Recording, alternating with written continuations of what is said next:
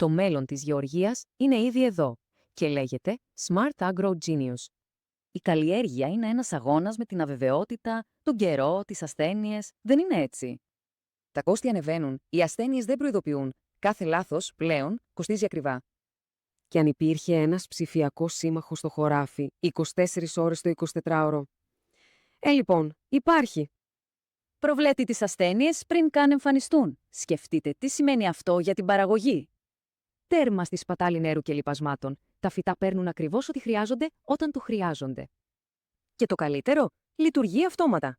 Το σύστημα αναλαμβάνει δράση, ποτίζοντας μόνο όταν υπάρχει ανάγκη. Και όλα αυτά τα βλέπετε εδώ, στο νέο κέντρο ελέγχου της καλλιέργειας. Απλά και έξυπνα. Ωραία όλα αυτά στη θεωρία. Στην πράξη όμως, ας αφήσουμε τους αριθμούς να μιλήσουν. Μείωση έως και 30% στη χρήση νερού. Σκεφτείτε το. 30% λιγότερο κόστος. Και 20% λιγότερα φυτοφάρμακα. Γιατί? Γιατί δρούμε προληπτικά, όχι όταν είναι πια αργά. Το αποτέλεσμα? Όχι απλά μεγαλύτερη παραγωγή, αλλά και ανώτερη ποιότητα, δηλαδή μέγιστο κέρδος. Αλλά καλύτερα να ακούσετε τους ίδιους τους καλλιεργητές που το χρησιμοποιούν ήδη και κερδίζουν.